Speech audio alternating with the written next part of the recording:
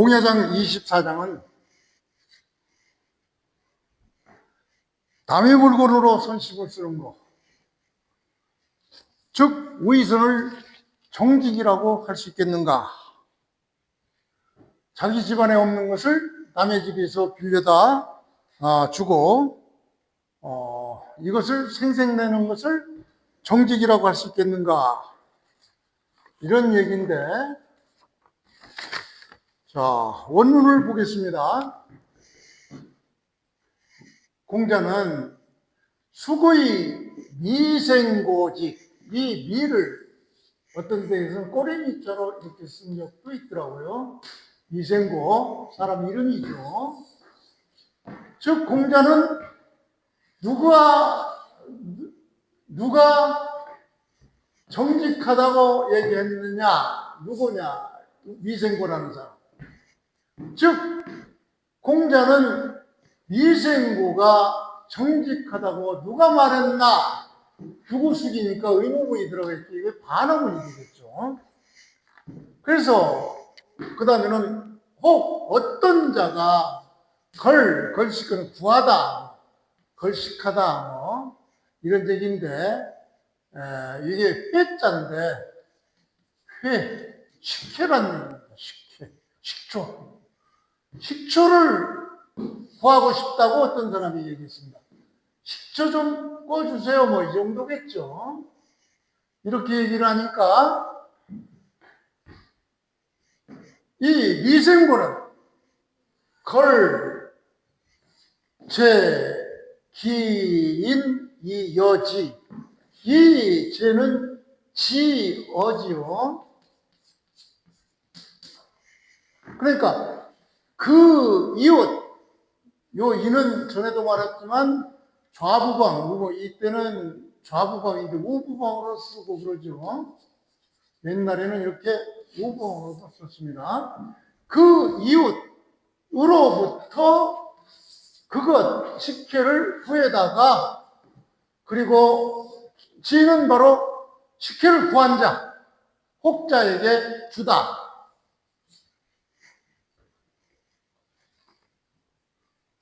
이것을 선이라고 볼 수 있느냐, 이런 얘기죠. 그러니까 누가 이생고라는 사람을 정직하다고 하겠는가라고 반문을 공자가 했는데, 즉 어떤 사람이 그에게 초를 구하러 왔는데, 식초를 구하러 왔는데, 이생고는 이웃으로부터 식초를 구해다가 줬다. 이 주어가 생략되어 있겠죠. 그리고 그것을 그 구하려고 하는 어떤 사람에게 주었다. 이런 얘기인데, 즉 겉으로는 남을 도와주는 척 하지만 실상은 남의 것을 빌려서 남에게 준 것이니까 자기 것을 준 것이 아니고, 이것은 남의 것을 자기 것인 듯 베푸는 그런 행위, 진실한 정직이 아니라 거짓된 선행이라고 공자는 말을 했던 것입니다. 여기서 나오는 미생고는 아주 고집스러운 사람입니다. 이 미생고는 노나라 사람인데 아주 강직하기로 유명한 사람이에요. 심지어 얼마만큼 고지식하냐. 이 미생고와 어떤 여인과 만나기로 데이트 약속을 했어요. 장소는 물이 흐르는 다리 밑에서 만나기로 했는데, 여자가 약속 시간에 나타나지 않는데도 불구하고 미생고는 계속 기다렸어요. 그 기다리는 동안에 장마가 져가지고 비가 와서 목에까지 차는데도 불구하고 나무를 붙들고 기다리다가 물에 빠져 죽었다는, 이 정도로 아주 고지식한 사람이에요. 한번 약속하면 죽을 때까지 지키는 이런 사람인데, 이렇게 고지식한 사람이 바로 자기 물건도 아닌데도 남의 물건을 가져다가 주는 그런 인정 넘치는 일도 하지 않았느냐. 공자가 그것을 다분한 것이 아닌가. 이렇게 양백준이라는 학자는 이렇게 얘기를 하고 있습니다.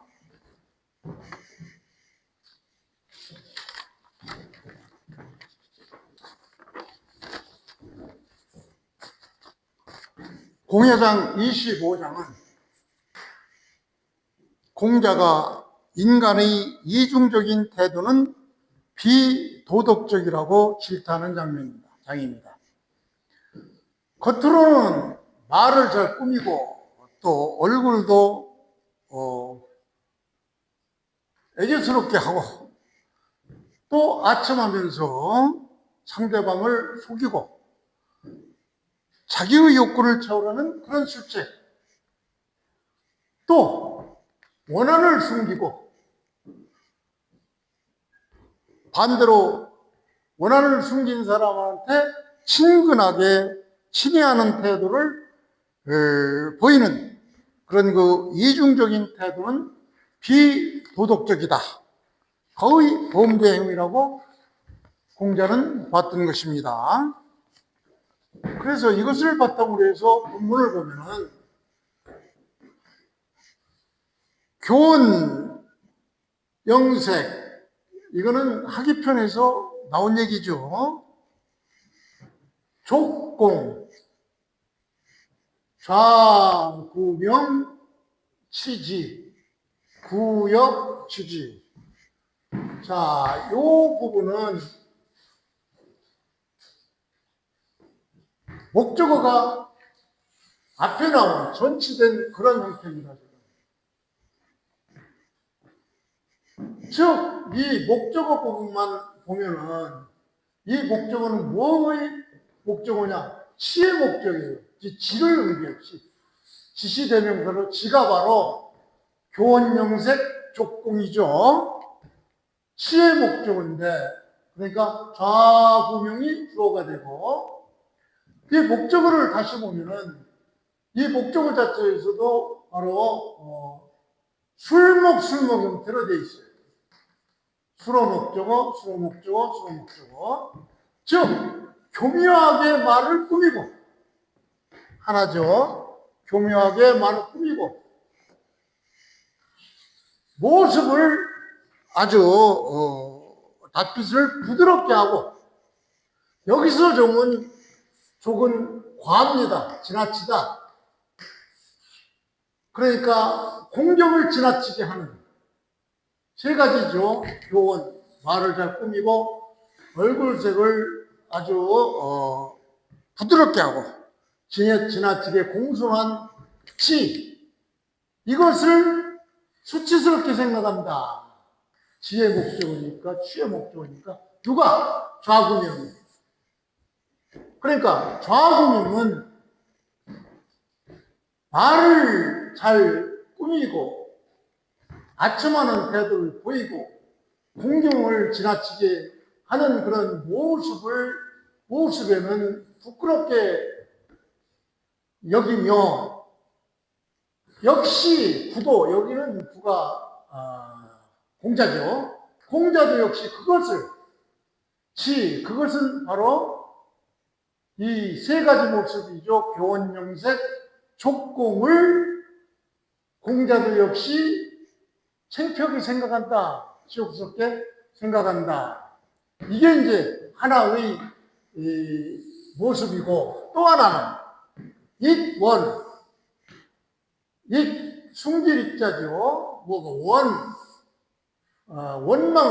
원통스러운 모습을 숨기고, 즉 원한을 숨기고, 그리고 원한을 숨긴 그 사람과 우정을 맺는다, 친한다, 친한 척한다.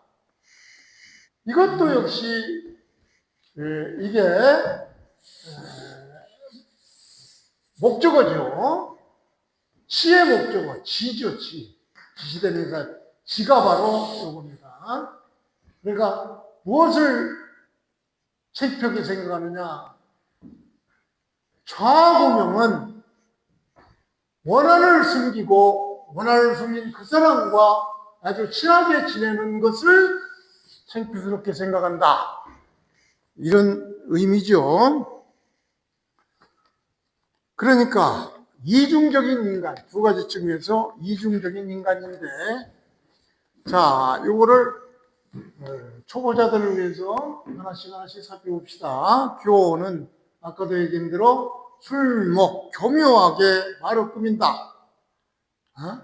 명색은 바로 안색이나 표정을 아름답게 한다. 족공은 족이 과라고 그랬죠. 공손함을 너무 과하게 한다. 지나치게 공손하다. 지나치게 공손한 건 뭐요? 거칠애의 예술이죠. 거칠애의 예절이죠. 이건 진짜 예절이 아니라 거칠애만 하는 그런 예절을, 좌구명이라는 사람은 바로 공자와 동시대의 사람인데, 공자가 춘추의 역사책을 꾸몄다면 좌구명은 좌전이라는 역사책을 썼다고 그렇게 전하고 있습니다.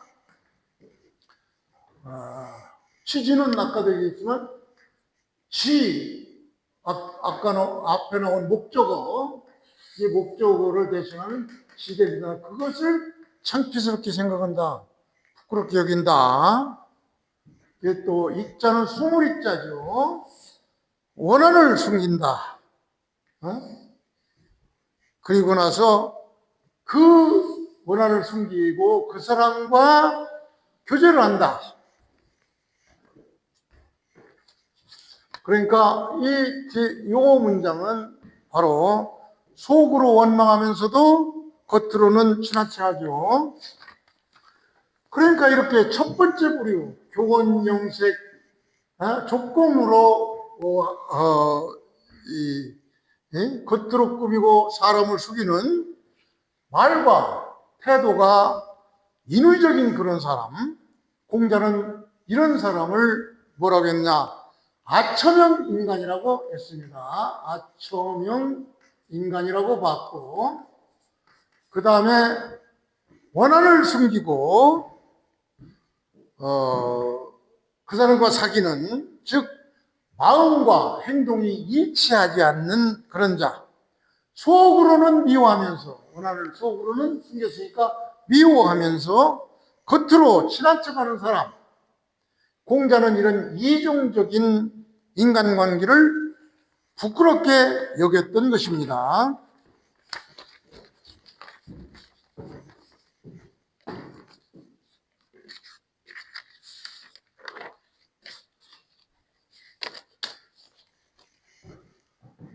공야장 26장은 세 사람이 등장합니다. 안현과 자로와 공자. 이 사람은 원래 인간이 각각 그 인품이나 성격에 따라서 그 희망하는 바도 모두 다릅니다. 본장에서 자로와 안현과 공자는 각각 미래에 자기가 원하는 바를 지금 나타내고 있습니다. 이 장에서. 그래서 자로는 활동적이고 동지에 대한 어떤 희망을, 또 아내는 자기 수양을 중시하고 남을 편안히 하겠다는 희망을, 즉 소극적인 인을 실천하는 그런 희망을 얘기했고, 이에 비해서 공자는 아주 적극적인 인애를, 과거, 현재, 미래의 미래에 대한 그 적극적인 인덕을 피력했던 것이 바로 공야장 26장입니다. 자, 본문을 일단 해석해 보겠습니다. 안현, 계로, 시 있는데, 여기서 시는 모시다인데 서서 모시는 게 아니라 앉아서 모시니까 좌자가 지금 빠져 있는 겁니다. 그러니까 안현과 계로가 공자님을 앉아서 모시고 있는데 이런 얘기죠. 이때 공자님이 말했죠. 요 합이란 아주 고약한 자인데 이 합은 뭐 여러 가지 뜻이 있는데 여기서는 그냥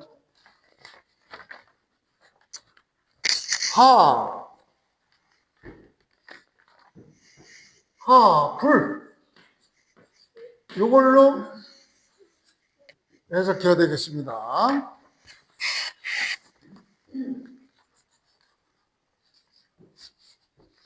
그러니까 공자께서는 셋이 앉아서 안현과 자로에게 각자 안현과 자로 너희들 각자 말해보라. 뭐냐 이지 너희 여기서는 소유격이겠죠. 다시 말해서 한문은 고리버라고 해서 인칭이 없죠. 죽적이나 소유격이나 목적격이나 모두 똑같이 이입니다.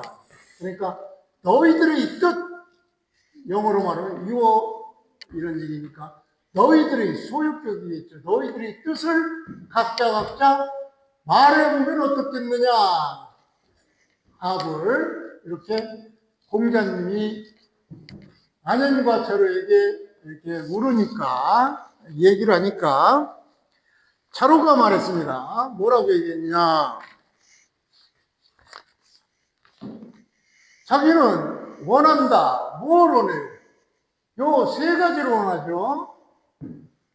이 수레거 이것도 몇 번 말씀드렸는데 옛날 바퀴 달려서 그냥 걷는 거는 수레거가 되고 오토메이션 자동으로 움직이는 것은 차가 되고 그런다고 그랬죠. 그러니까 옛날에는 자동으로 움직이는 차가 없었으니까 거마겠죠.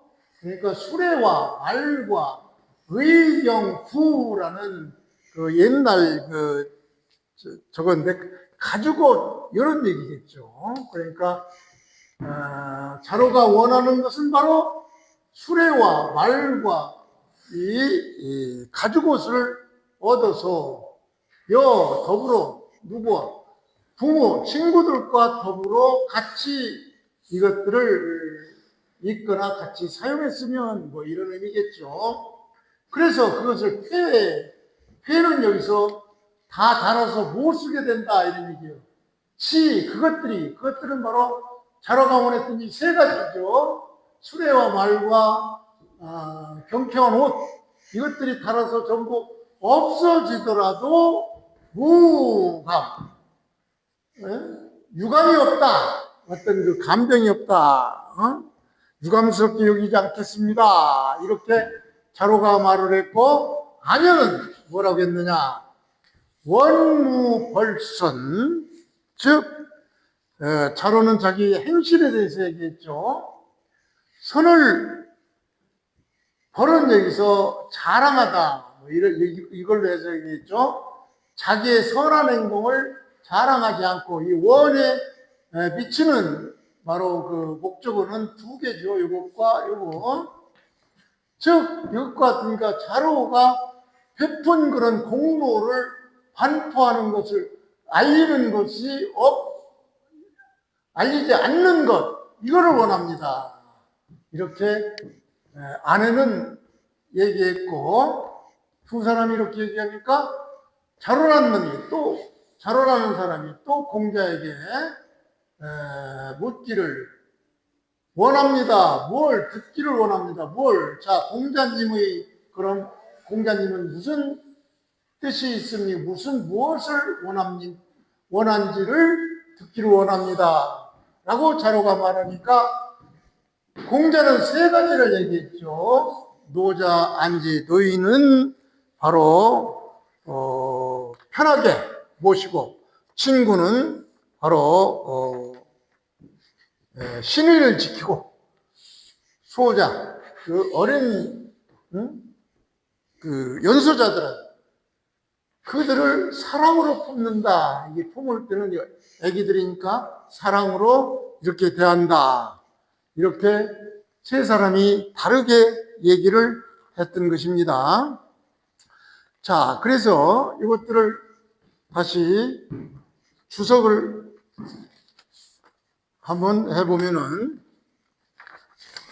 안연에 대해서는 이미 무의장편 2장에서부터 9장에서 설명을 많이 했기 때문에 그걸 참조하시고, 기로라고 하는데 자로는 바로 무의정편 2장에서 17장에서 또 의로도 얘기했으니까 그걸 참조하시고, 아까도 했지만 이 시인은 무엇이란데, 공자를 모시니까 서서 모시는 게 아니라 앉아서 모시죠. 그래서 시에는 뭐가 생략됐는가? 이 좌자가 생략되어 있죠. 그러니까 스승을 모시고 곁에 앉아 있다. 이런 의미죠. 세 사람이 있는데 공자님 앉아 있으니까 두 사람이 옆에서 앉아서 모시고 있다. 이런 얘기죠. 그래서 이 합은 아까도 얘기했지만 여러 가지 뜻인데, 동사로는 뭐 덥다 이런 얘기죠. 뭐 덥다. 또 합하다. 그런데 여기서는 어찌하다, 불 어찌하지 않겠느냐. 바로 권유형, 의무형입니다. 합이 아주 잘 안 나오는 얘기니까 잘 알아두셔야 될 것입니다. 합은 합을 어찌하지 않느냐. 너희들이 뜻을 각자 말해보지 않겠느냐. 이렇게 의무형이니까 물음표가 들어가야 되겠죠. 아까도 했지만 각자 자기의 소유격이 돼가지고 자기 뜻을 말해보라. 그러니까 자로는 수레와 말과 의경구에서, 의경구는 바로 가벼운 가죽이나 털옷을 얘기하죠. 가벼운 모피옷을 얘기합니다. 그러니까 옛날 거니까 이런 것이 있었다 정도면 알아두면 되겠죠. 그러니까 수레와 말과 이런 그 가벼운 모피옷, 전부 명사로 된 수레, 말, 모피옷, 재래 복식을 얘기하고 있죠. 그 다음에 여 궁우공, 친구와 더불어, 공은 뭐 나눠 쓰다, 공유하다, 이런 의미고, 폐지는 바로, 폐는 뭐 덥다 이런 얘기도 있고, 막다 이런 얘기도 있는데, 여기서는 그냥 헐어서 못 쓰게 되다. 제 목적어가 그냥 무엇이 바로 세 가지가 헐어서 못 쓰게 될 정도, 이렇게 같이 공유해서 친구들과 같이 지냈으면 좋겠다. 그것에 무감이다. 아무 후회가 없다. 무감이다. 후회가 없다. 그 다음에 안연이 말한 원하는 것이 바로 두 가지죠. 무벌서는 고 무시로. 무벌서는 벌은 여기서 칠벌자도 있는데, 여기서는 뽐내다, 자랑하다 이런 의미예요. 그러니까 자기가 선한 행동을 자랑하지 않는 것. 그리고 무시로, 요거는 자기 공로를 내세우지 않는 것.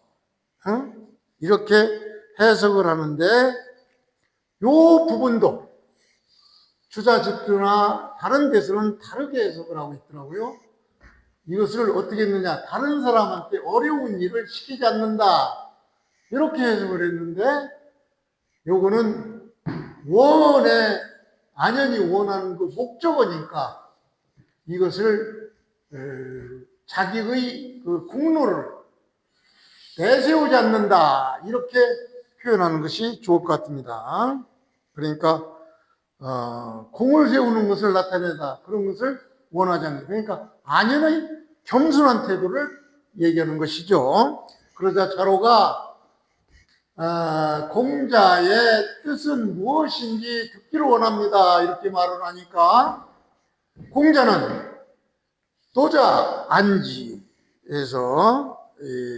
병렬구조로 세 개를 했죠. 노자와 풍우와 소자, 안지, 신, 안지, 신 동사가 이게 나왔는데, 즉 노인은 편안하게, 친구는 믿음을 가지고, 젊은이를 사랑으로 품어서 따르게 한다, 이런 의미가 되는데,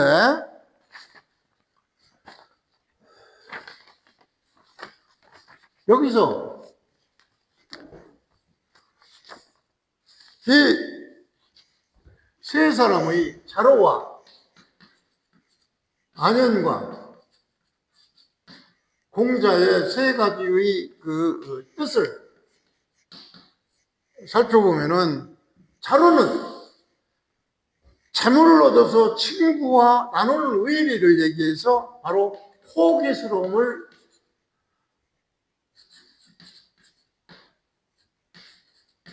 얘기했고, 그 다음에 의를 중시했죠. 이에 비해서 안연은 자기 선을 드러내지 않는 겸손, 즉 덕행과 겸손,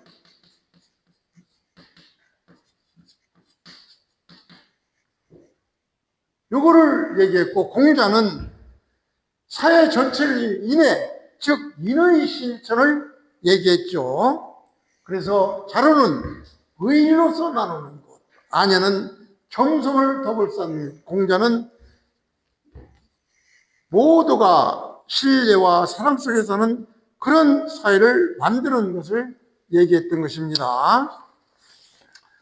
자, 여기에서 중요한 공자의 세 가지 바람, 요걸 조금만 더 보충해서 설명을 드릴게요.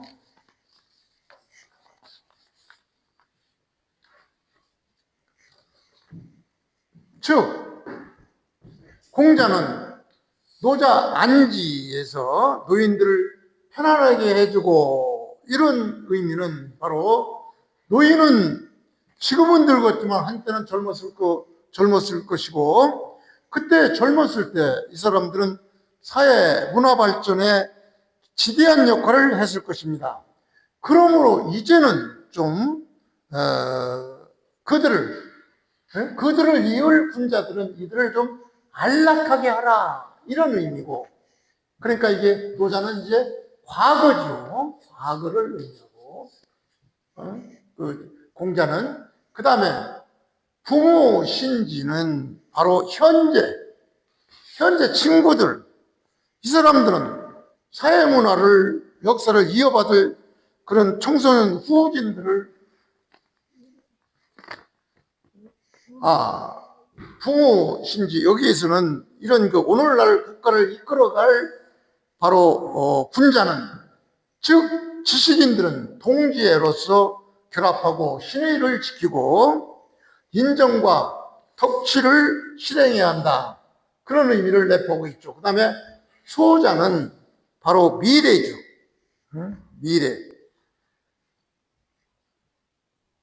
이 사람들의 현재의 사회와 문화, 역사를 이어받을 이런 청소년 후진들을 사랑으로 품고 바르게 교육해야 된다, 이렇게 해서 이 세 가지는 결국 세대 간, 과거, 현재, 미래, 이 세대 간에 서로 사랑하고 문화와 역사를 계승 발전하는 공자의 인의 실천을 얘기하는 것입니다. 공예장 27장은 자신의 과실을 깊이 질책하는 사람이 없다고 공자는 한탄하고 있습니다. 춘추시대 당시 포악한 하급상의 난세에서 온갖 악덕을 거듭하면서도 아무도 자신을 깊이 자책하고 반성하는 사람이 없으니 공자로서는 절망적인 심사를 표출했던 것입니다. 아마도 이때 말한 상황을 보면은 자기의 애제자인 안연이 죽고 난 이후에 실망을 이렇게 표시한 것 같습니다. 그래서 이런 내용이니까 요거를 그냥 본문을 보면은 자활 이의호 요 얘기는 아주 절망적인 얘기여서 요거는 이따 조금 부가해서 설명을 드리겠는데 아주 절망적인 표현입니다. 다 되었구나. 그만둬야 되겠구나. 이런 세상에 어떻게 내가 살겠느냐. 이런 표현이죠. 그래서 공자는 오비견. 나는 아직 보지 못했다. 뭘? 능견과기과. 그의 과실을 발견하고 그리고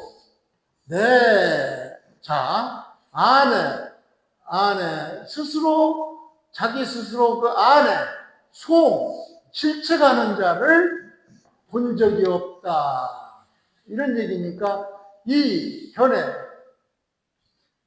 수로 동사의 목적으로 두 가지죠. 이것과 이것 두 가지. 그러니까 잘못을 보는 것. 그 잘못을 보고 스스로 실책하는 것을 공자는 아직 본 적이 없다. 그래서 공자는 이제 살맛이 안 단다. 이제 세상 그만둬야 되겠다. 이게 아마도 공자가 죽기 전 한 4, 5년 전에 한 얘기일 겁니다. 그래서 요것을 하나씩 뜯어봅시다. 공자는 이의호. 이는 이미 끝났다. 이런 얘기예요. 의는 감탄, 또 호도 감탄. 그러니까 전부 감탄문이니까 이제 다 끝났구나. 이런 의미예요. 아주 크게 참탄하는 그런 얘기인데 이 얘기는 도노 자한편에서 이의호라고 해서 한번 나옵니다. 어떻게 나오느냐? 공자는 봉황부지 불출도. 그래서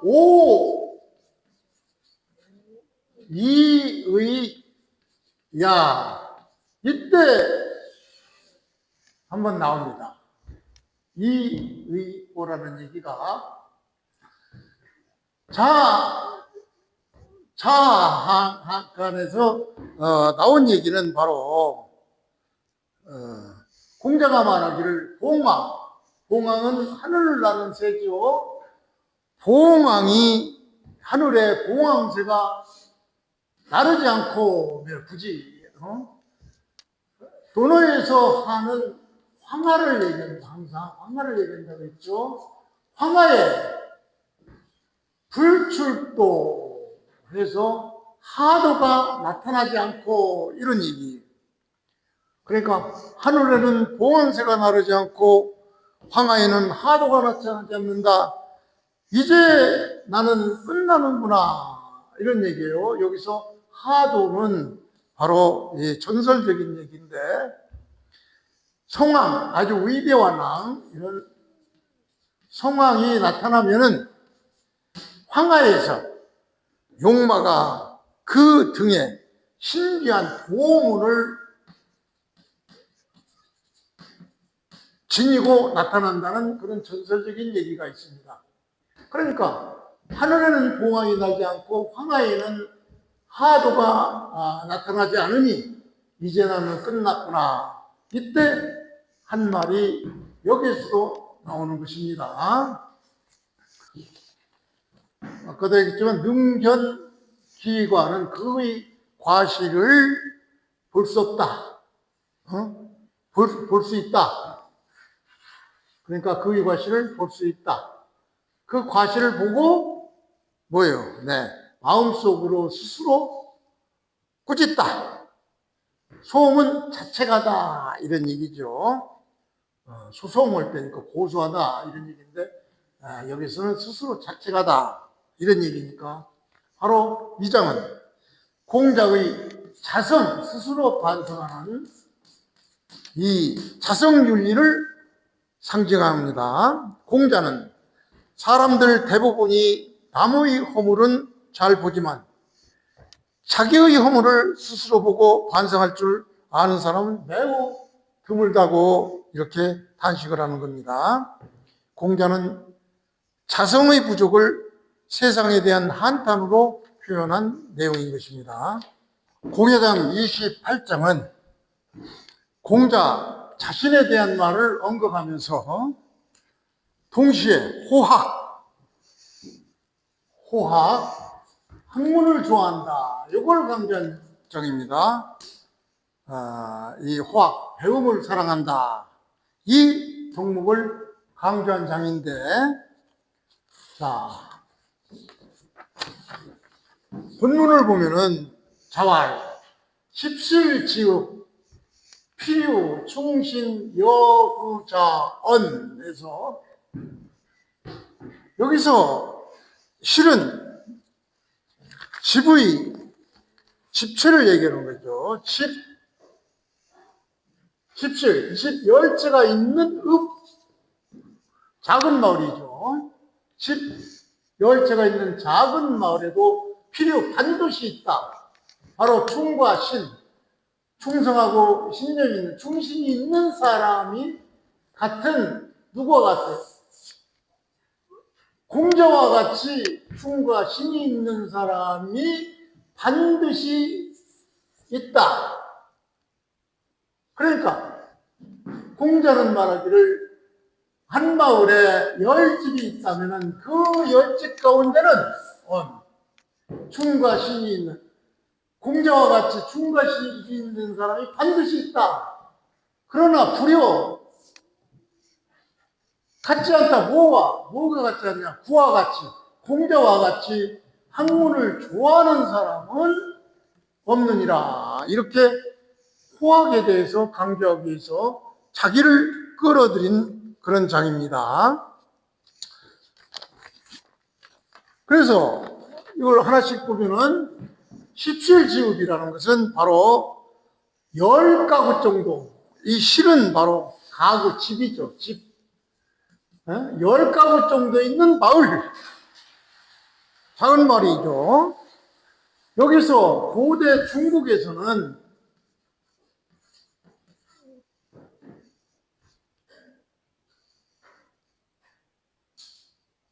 100가구, 100개의 집이 있으면 그 한 리로 봤어요.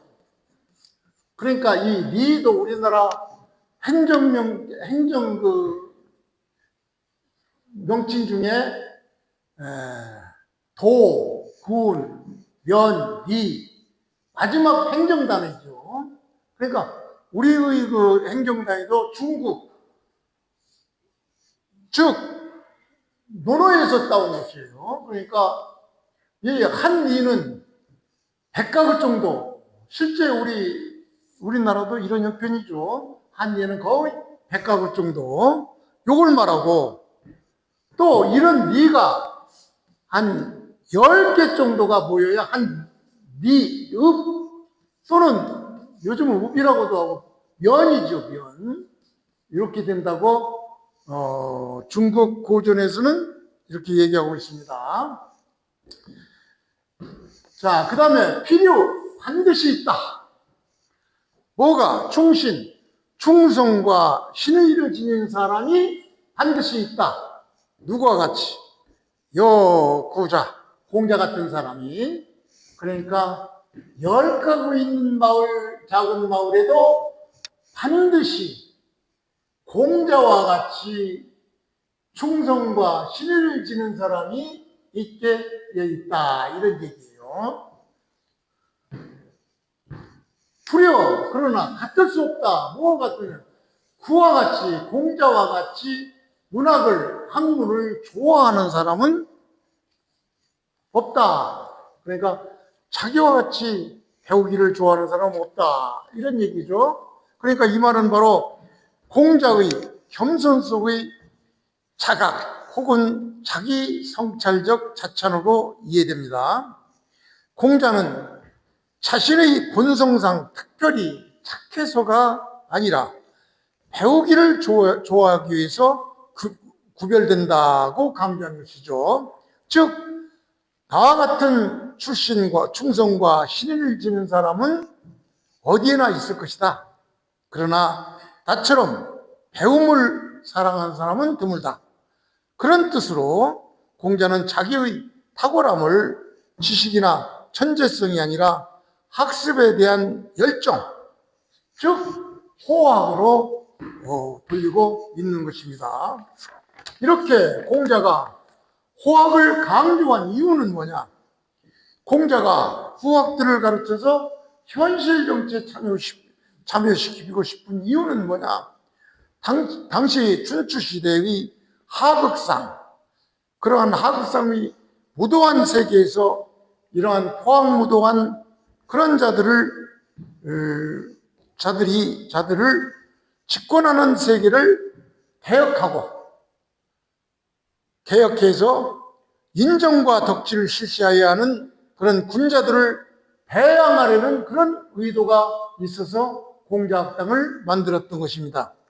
그래서 그런 군자는 일반 교양 과목이나 사회 규범으로서 예의 범죄를 잘 배워야 했던 것입니다. 그래서 공자는 이 호학, 즉 학이 시습지하에서 배우는 편을 제1편에 두고 강조를 했던 것입니다.